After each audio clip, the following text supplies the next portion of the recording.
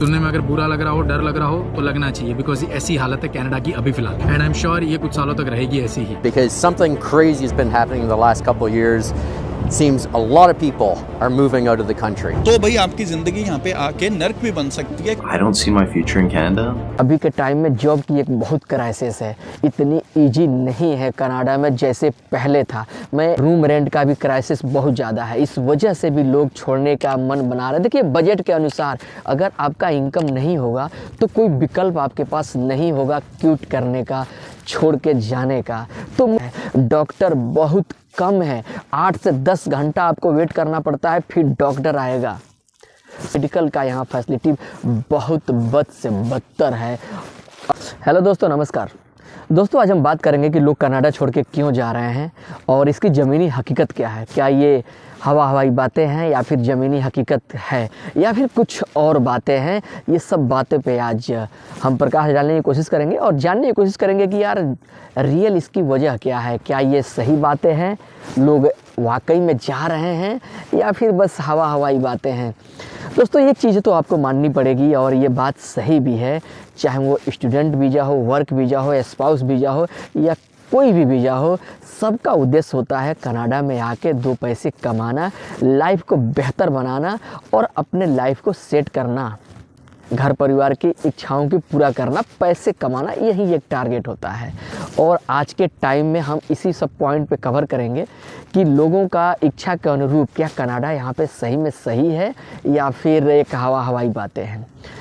इसमें सबसे पहला है मेरे हिसाब से कि लोगों का उद्देश्य है पैसे कमाना और यहाँ आके अपने लाइफ को सेट करना। और ये सच्चाई हो गई है अभी करीब 2-3 सालों से कि लोग जो है यहाँ पे महंगाई, हर चीज़ें बहुत ज़्यादा हो गई है, बहुत ज़्यादा हो गई है, जो एक बजट से बाहर होती जा रही है। जॉब की भी क्राइसिस है, जॉब इतना जल्दी नहीं मिल जा रहा है।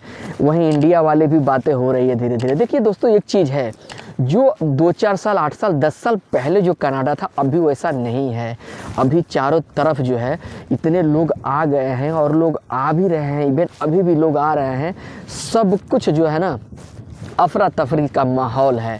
मैं आपको ये कह के डराना नहीं चाह रहा है, आपको मैं हकीकत से रूबरू कराना चाह रहा हूँ और हवाई में बातें नहीं कर रहा हूँ। एक्चुअली मैं यहाँ वर्क वीज़ा में आया हूँ तो मैं बहुत हद तक समझ सकता हूँ, क्योंकि हम तो डायरेक्ट कंपनी से हैं तो मुझे लगता है कि मुझे दिक्कत नहीं है। लेकिन यहाँ पे जो लोग स्पाउस वीज़ा पे हैं, ओपन वर्क परमिट में हैं और वो आके काफ़ी चैलेंजेस उनके साथ फेस होता है।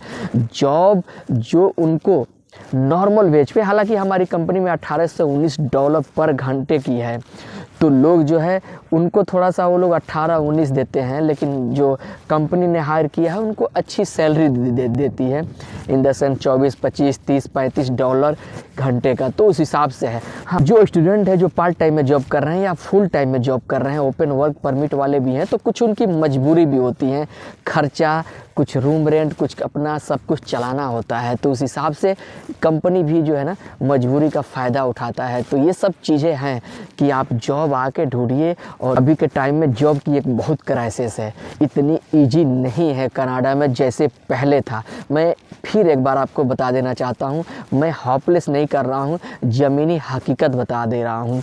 बहुत क्राइसिस चल रहा है, मंदी का दौर यहाँ भी आने का है, कोई गारंटी नहीं है। टॉप 10 में इसका भी स्थान है। जापान और ब्रिटेन के ऊपर भी मंदी की साया चल रही है, कनाडा में इवन कनाडा भी टॉप 10 में आ रहा है। तो मुझे नहीं लगता है कि अभी भी यहाँ से ये इतना जल्द गवर्नमेंट निकल पाएगी। तो ये एक बहुत बड़ा चैलेंज है जॉब को ढूंढना और जॉब करना। और ये मैं इसलिए कह रहा हूँ क्योंकि मैं अपनी कंपनी में देख रहा हूँ जो बाहर से लोग आते हैं उनको बहुत ज़्यादा अगर 2-4 की रिक्वायरमेंट है तो 8-10 लोग, 20 लोग, 50 लोग आ रहे हैं। तो सैलरी भी उस हिसाब से ये लोग कम लगाते हैं। हालांकि मिनिमम वेज है 18 का, लेकिन ये लोग 18, 18.5 जो अच्छे स्किल्ड है उनको 20, 22, 25 इस हिसाब से भी कंपनी देता है। तो मजबूरी का मतलब ये हुआ कि देखो मिनिमम वेज तो इनको देना ही है, मिनिमम जो सैलरी का इनका जो क्राइटेरिया है वो तो देना ही है, लेकिन मजबूरी का भी फ़ायदा उठाते हैं लोग। क्योंकि इसलिए ये बातें मैं कह रहा हूँ कि जॉब की रिक्वायरमेंट बहुत कम है, महंगाई बहुत ज़्यादा है, उस हिसाब से क्राइसिस भी होता जा रहा है। आशियाना जी हाँ दोस्तों, ये बहुत ज़्यादा महंगाई होती जा रही है कनाडा में, बहुत ज़्यादा। यकीन मानिए, ये मैं प्रोसेस बताऊंगा, 600 से 700 डॉलर जो है रूम रेंट का पड़ता है। इवन आप शेयरिंग में रह रहे हैं तो थोड़ा बहुत प्लस माइनस होगा, इतना ज़्यादा यहाँ पे मकान का है। और देखिए एक चीज़ है, हर एक चीज़ है यहाँ पे जो है ना, जैसे हमारे इंडिया में है कि अगर आपका रूम जहाँ है उसके कुछ आसपास में सब कुछ मिल जाएगा, हॉस्पिटल मिलेगा, सब कुछ मिलेगा। यहाँ हर चीज़ हर जगह नहीं है, एक सिस्टमेटिक यहाँ पे है, कुछ दूर आपको जाना पड़ेगा। तो दोस्तों मेरे हिसाब से अगर ये देखा जाए तो यहाँ पे रूम रेंट का भी क्राइसिस बहुत ज़्यादा है। इस वजह से भी लोग छोड़ने का मन बना रहे हैं। देखिए बजट के अनुसार अगर आपका इनकम नहीं होगा तो कोई विकल्प आपके पास नहीं होगा क्विट करने का, छोड़ के जाने का। तो मुझे लगता है ना कि ये भी एक बहुत बड़ा रीज़न है। और गवर्नमेंट ने, पता नहीं गवर्नमेंट इसके बारे में क्या सोच रही है, कुछ समझ में भी नहीं आता है यार। मंथ मैंने देखा था, उसमें दिया था कि 60% कनाडियन का अपना घर नहीं है। उसका रीज़न है यहाँ पे घर की महंगाई, बहुत ज़्यादा रूम रेंट है। ये भी एक वजह है लोगों का कनाडा छोड़ के जाने का। बजट के हिसाब से नहीं बैठेगा तो आप क्या करोगे, कुछ बाएं दाएं आपको करना ही पड़ेगा। दोस्तों इसमें तीसरा पॉइंट है मेडिकल का। जी हाँ, ये बहुत बड़ा एक इशू है। मैं एक बार और बता दे रहा हूँ, मेडिकल का इशू यहाँ पे बहुत ज़्यादा है। इवन लास्ट वीक की बता रहा हूँ, एक मेरा दोस्त मेडिकल गया, उसको फीवर उबर हुआ था। तो भाई साहब 8 से 10 घंटा आपको वेट करना पड़ता है। डॉक्टर बहुत कम है, 8 से 10 घंटा आपको वेट करना पड़ता है, फिर डॉक्टर आएगा। शरीर में पूरा फीवर था, बॉडी पूरा पेन कर रहा था। वो बोला कि हमें ये प्रॉब्लम है। वो 2-4 टैबलेट दिया, बोला डॉक्टर कि आप जो है इसी से आपको रेस्ट मिल जाएगा, आपको आराम मिल जाएगा। तो मेडिकल इशू बहुत ज़्यादा है कनाडा में यार, मेडिकल इशू बहुत ज़्यादा है। 8 से 10 घंटा आपको वेट करना पड़ेगा यार। मैं जहाँ पे हूँ वहाँ पे मैं बता रहा हूँ, किंगस्टन में MSU में अगर आप हॉस्पिटल में जा रहे हैं तो आपको 8 से 10 घंटा वेट करना पड़ेगा। जल्दी है तो 2 से 3 घंटा वेट करने के बाद, 4 घंटा के बाद डॉक्टर मिलता है।